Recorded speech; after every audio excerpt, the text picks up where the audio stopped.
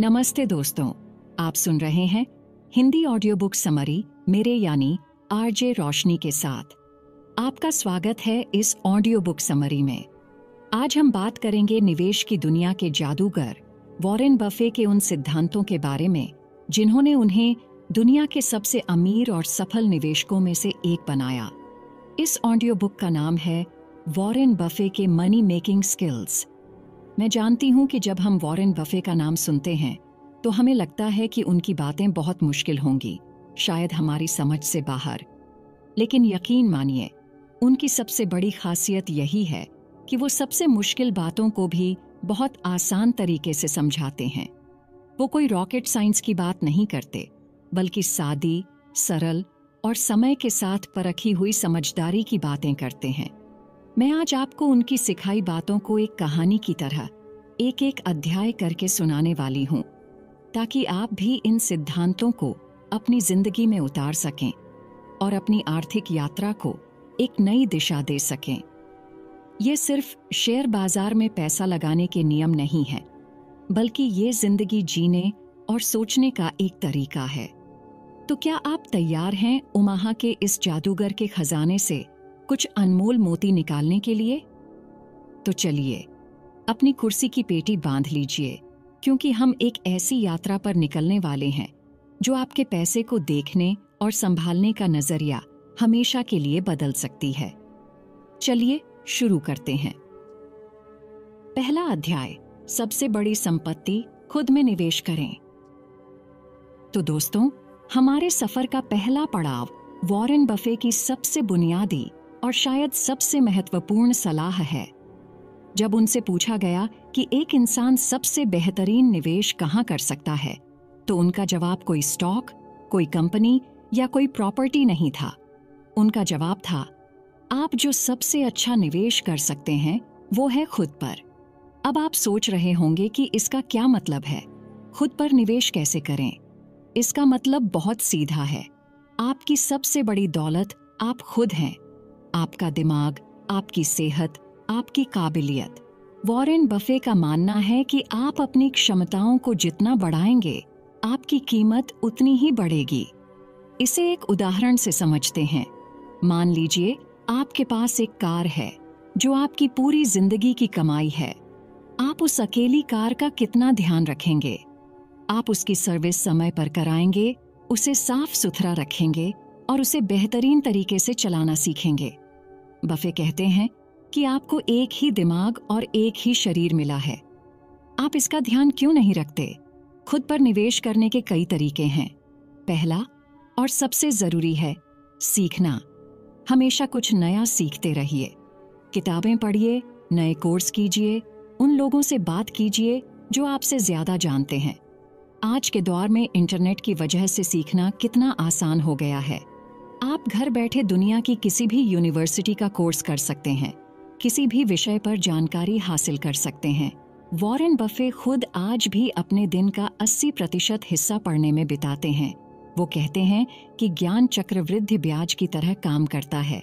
वो धीरे धीरे बढ़ता है और एक दिन आपको बहुत अमीर बना देता है, सिर्फ पैसे से नहीं बल्कि समझ से भी। दूसरा तरीका है अपनी कम्युनिकेशन स्किल्स को बेहतर बनाना, यानी अपनी बात को सही ढंग से कहना और दूसरों की बात को सही ढंग से समझना। वॉरेन बफे को अपने करियर की शुरुआत में लोगों के सामने बोलने से बहुत डर लगता था। उन्होंने इस डर पर काबू पाने के लिए डेल कार्नेगी का पब्लिक स्पीकिंग कोर्स किया। वो आज भी कहते हैं कि उस कोर्स में लगाए गए $100 ने उनकी जिंदगी की दिशा बदल दी। अगर आप अपनी बात लोगों तक पहुंचा ही नहीं सकते, तो आपके पास दुनिया का सबसे अच्छा आइडिया भी क्यों ना हो, वो बेकार है। तीसरा तरीका है अपनी सेहत का ध्यान रखना। एक स्वस्थ शरीर में ही एक स्वस्थ दिमाग रहता है। अच्छा खाना, नियमित व्यायाम और पूरी नींद, ये वो निवेश हैं जिनका रिटर्न आपको जिंदगी भर मिलता है। अगर आप स्वस्थ ही नहीं रहेंगे तो आप अपनी कमाई हुई दौलत का आनंद कैसे उठाएंगे? तो दोस्तों, इस पहले अध्याय का सार यही है कि असली दौलत कमाने की मशीन बाहर नहीं, आपके अंदर है। इससे पहले कि आप किसी कंपनी के शेयर में निवेश करें, अपनी स्किल्स, अपनी सेहत और अपने ज्ञान में निवेश कीजिए।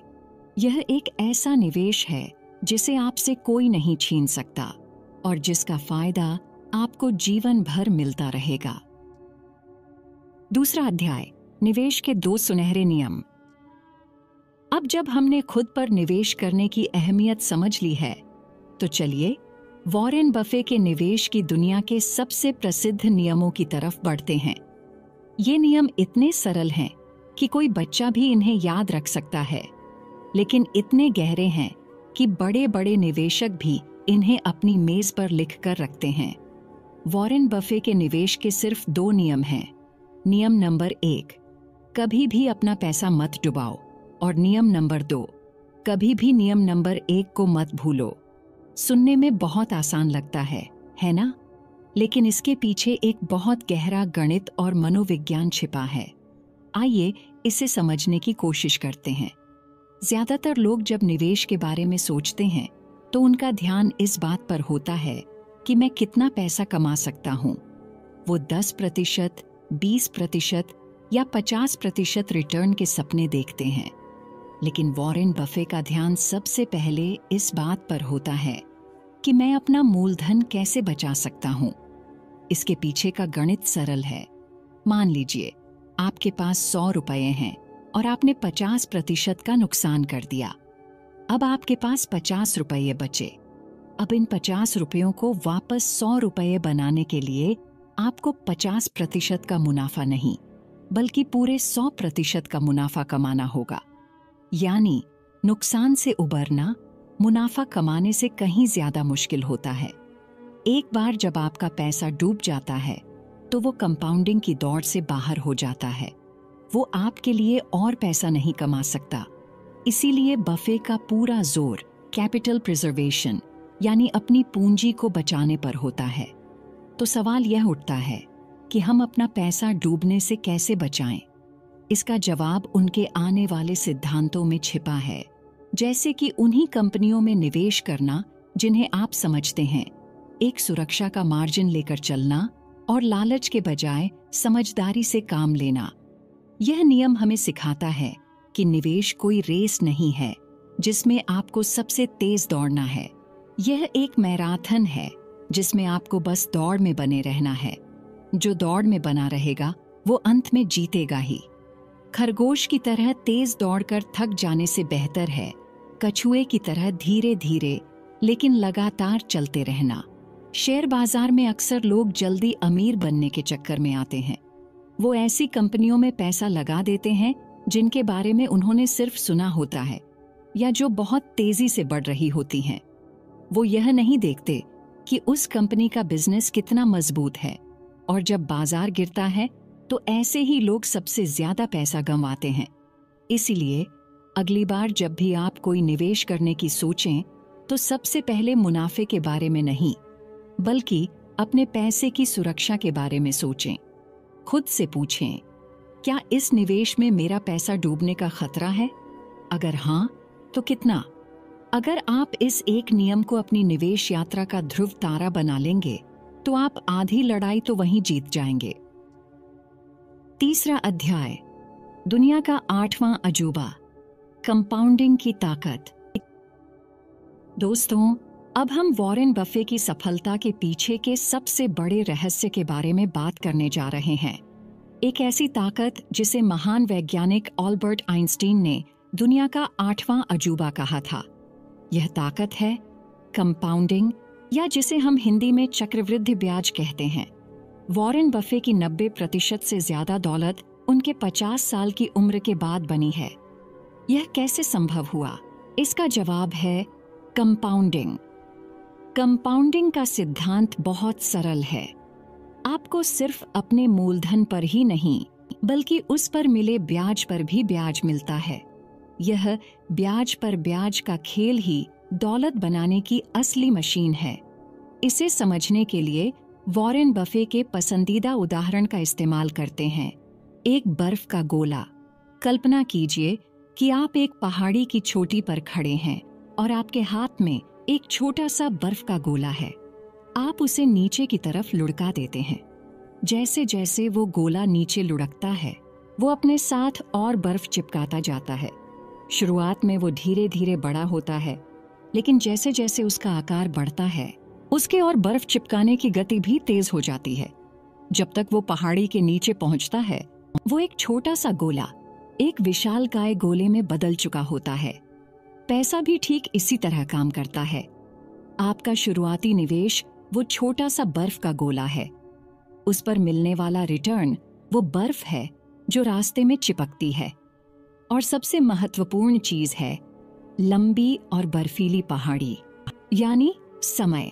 कंपाउंडिंग को काम करने के लिए दो चीजें चाहिए, एक अच्छा रिटर्न रेट और दूसरा सबसे जरूरी लंबा समय।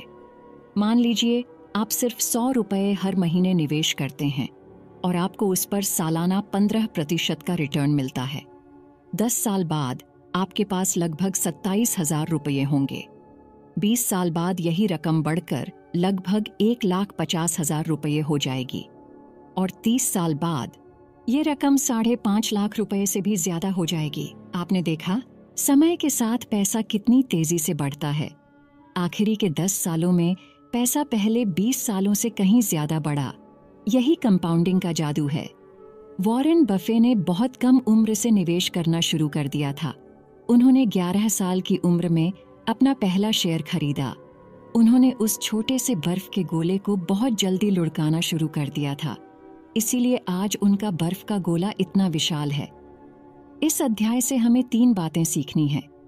पहली, जितनी जल्दी हो सके निवेश करना शुरू करें, चाहे रकम कितनी भी छोटी क्यों ना हो।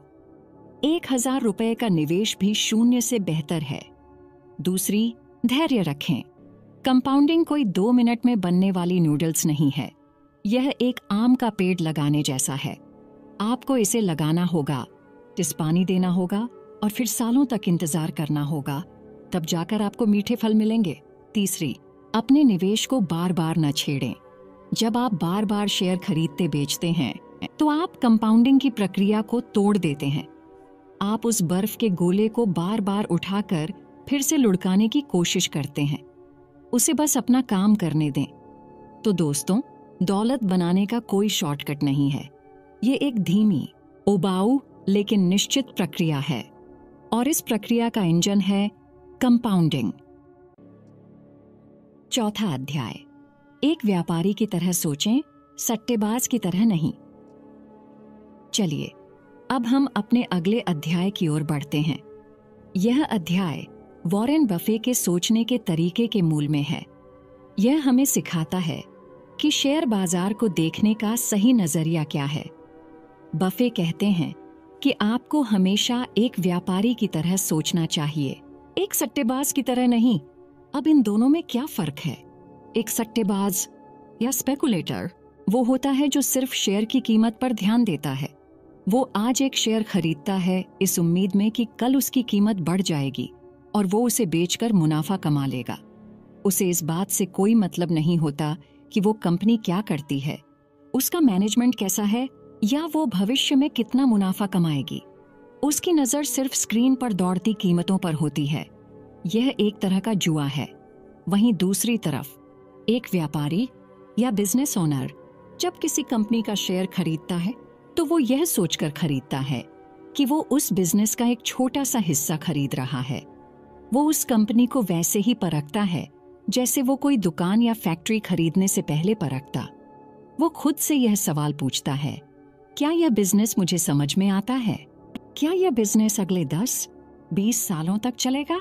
क्या इस बिजनेस में ऐसा कुछ खास है जो इसे इसके कॉम्पिटिटर्स से बचाता है, जिसे बफे इकोनॉमिक मोट या आर्थिक खाई कहते हैं? क्या इस कंपनी को चलाने वाले लोग ईमानदार और काबिल हैं? और सबसे जरूरी, क्या यह कंपनी लगातार मुनाफा कमा रही है? जब आप इस नजरिए से किसी शेयर को देखते हैं तो आप रोज रोज की कीमतों के उतार चढ़ाव से परेशान नहीं होते। अगर आपने एक अच्छी दुकान में हिस्सेदारी खरीदी है तो क्या आप रोज सुबह जाकर पूछेंगे कि आज मेरी दुकान की कीमत क्या है? नहीं। आप इस बात पर ध्यान देंगे कि दुकान में ग्राहक आ रहे हैं या नहीं, बिक्री हो रही है या नहीं। ठीक इसी तरह जब आप एक अच्छी कंपनी का शेयर खरीदते हैं तो आपको रोज उसकी कीमत देखने की जरूरत नहीं है।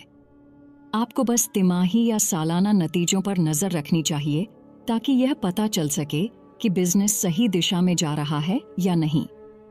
वॉरेन बफे ने कोका कोला में निवेश किया। क्यों? क्योंकि उन्हें पता था कि लोग आज से 50 साल बाद भी कोका कोला पिएंगे।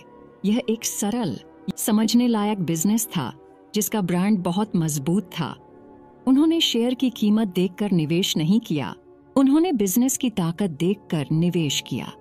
यह सोच आपको बाजार की सबसे बड़ी गलती करने से बचाती है, भीड़ के पीछे भागना। जब सब लोग किसी हॉट स्टॉक के पीछे भाग रहे होते हैं तो एक व्यापारी की तरह सोचने वाला इंसान रुककर यह जांचता है कि उस स्टॉक के पीछे का बिजनेस भी उतना ही हॉट है या नहीं। तो इस अध्याय का सबक यह है, स्टॉक सिर्फ कागज के टुकड़े या कंप्यूटर स्क्रीन पर चमकते नंबर नहीं है। वो एक चलते फिरते, सांस लेते हुए बिजनेस में आपकी हिस्सेदारी है। जब आप यह बात समझ जाएंगे तो आप एक निवेशक बन जाएंगे, सट्टेबाज नहीं। और लंबे समय में पैसा निवेशक ही कमाता है, सट्टेबाज नहीं। 5वां अध्याय, अपनी क्षमता का दायरा पहचाने। दोस्तों, वॉरेन बफे के सिद्धांतों में से एक और महत्वपूर्ण सिद्धांत है जिसे वो सर्कल ऑफ कॉम्पिटेंस या क्षमता का दायरा कहते हैं।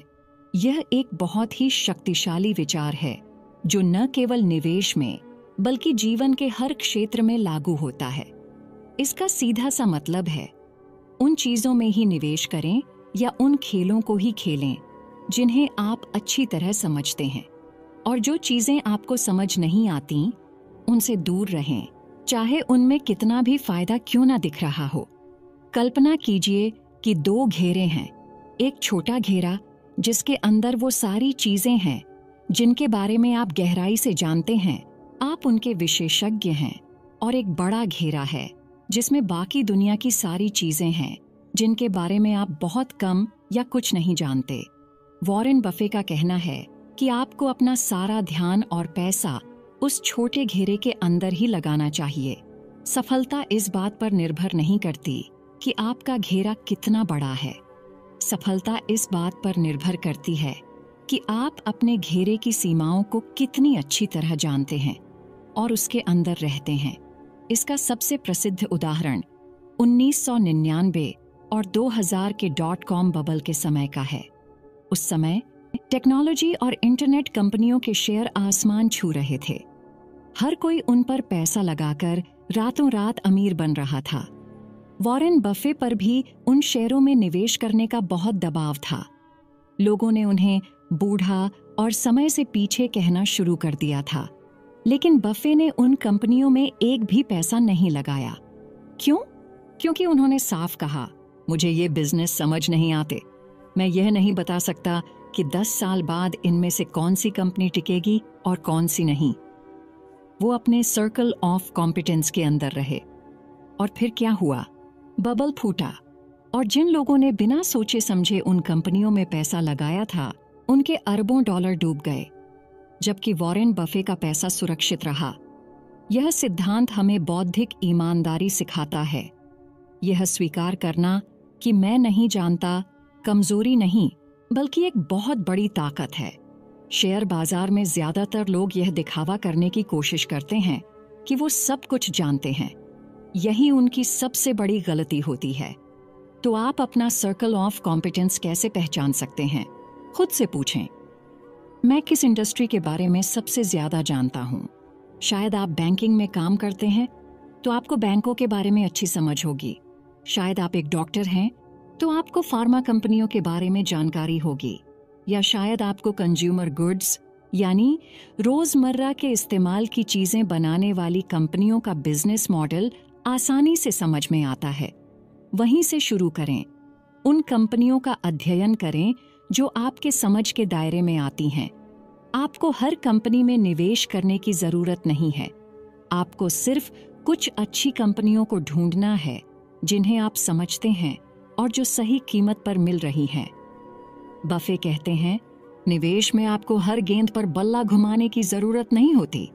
आप सही गेंद का इंतजार कर सकते हैं।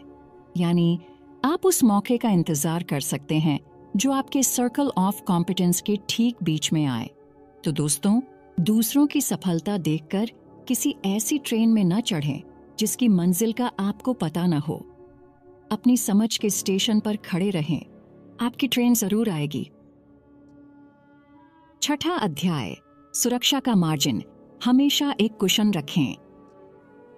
अब हम वॉरेन बफे के गुरु बेंजामिन ग्राहम द्वारा दिए गए एक ऐसे सिद्धांत पर आ गए हैं जिसे बफे निवेश का आधारशिला मानते हैं। यह सिद्धांत है मार्जिन ऑफ सेफ्टी या सुरक्षा का मार्जिन। यह सुनने में थोड़ा टेक्निकल लग सकता है, लेकिन इसका कॉन्सेप्ट बहुत ही सरल और व्यावहारिक है। मार्जिन ऑफ सेफ्टी का मतलब है किसी चीज की असली कीमत, जिसे हम इंट्रिंसिक वैल्यू कहते हैं, और जिस कीमत पर आप उसे खरीद रहे हैं उसके बीच का अंतर। यह अंतर जितना ज्यादा होगा, आपका निवेश उतना ही सुरक्षित होगा। इसे एक बहुत ही सरल उदाहरण से समझते हैं। मान लीजिए आप एक पुल बना रहे हैं। आपको पता है कि इस पुल पर से ज्यादा 10,000 किलोग्राम वजन वाले ट्रक गुजरेंगे। तो क्या आप एक ऐसा पुल बनाएंगे जो ठीक 10,000 किलोग्राम का वजन उठा सके? नहीं, बिल्कुल नहीं। आप एक ऐसा पुल बनाएंगे जो शायद 30,000 किलोग्राम का वजन उठा सके। यह जो 20,000 किलोग्राम का अतिरिक्त कुशन आपने रखा है, यही आपका मार्जिन ऑफ सेफ्टी है।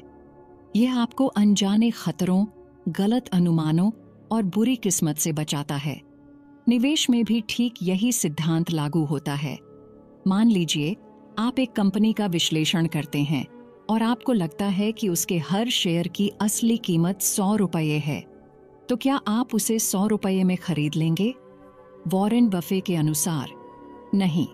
आप इंतजार करेंगे कि बाजार में किसी वजह से घबराहट आए और उस शेयर की कीमत गिरकर 60 या 70 रुपये हो जाए। जब आप 100 रुपये की चीज को 60 रुपये में खरीदते हैं तो आपको 40 रुपये का मार्जिन ऑफ सेफ्टी मिलता है। यह मार्जिन ऑफ सेफ्टी दो बहुत महत्वपूर्ण काम करता है। पहला, यह आपको नुकसान से बचाता है। अगर आपका अनुमान गलत निकला और कंपनी की असली कीमत 100 रुपये नहीं बल्कि सिर्फ 80 रुपये थी, तब भी आपने उसे 60 रुपये में खरीदा है, तो आप फायदे में हैं। मार्जिन ऑफ सेफ्टी आपकी गलतियों को सहने की क्षमता देता है। दूसरा, यह आपको ज्यादा मुनाफा कमाने का मौका देता है। जब बाजार को अपनी गलती का एहसास होता है और शेयर की कीमत वापस अपनी असली कीमत यानी 100 रुपये की तरफ जाती है, तो 60 रुपये पर की गई आपकी खरीद आपको एक बड़ा मुनाफा देती है। बेंजामिन ग्राहम कहते थे, निवेश का सार है आज $1 की चीज को 50 सेंट में खरीदना। तो सवाल यह है कि हम मार्जिन ऑफ सेफ्टी के साथ खरीदारी कैसे करें? इसका मौका कब मिलता है? इसका मौका तब मिलता है जब बाजार में डर का माहौल होता है, जब कोई बुरी खबर आती है, जब अर्थव्यवस्था में मंदी का डर होता है, या जब किसी खास सेक्टर को लेकर लोग निराश होते हैं। ऐसे समय में अच्छी कंपनियों के शेयर भी अपनी असली कीमत से बहुत नीचे आ जाते हैं। यही समय होता है एक समझदार निवेशक के लिए खरीदारी करने का। याद रखिए, आप भविष्य का सटीक अनुमान कभी नहीं लगा सकते। चीजें हमेशा वैसी नहीं होती जैसा हम सोचते हैं। इसीलिए एक मार्जिन ऑफ सेफ्टी रखना इतना जरूरी है। यह आपके निवेश का सीट बेल्ट है। यह आपको एक आरामदायक और सुरक्षित यात्रा का भरोसा देता है। तो अगली बार जब निवेश करें तो सिर्फ यह न देखें कि कंपनी कितनी अच्छी है, यह भी देखें कि क्या वो आपको एक अच्छे मार्जिन ऑफ सेफ्टी के साथ मिल रही है। कीमत वो है जो आप चुकाते हैं, मूल्य वो है जो आपको मिलता है। हमेशा मूल्य से कम कीमत चुकाने की कोशिश करें।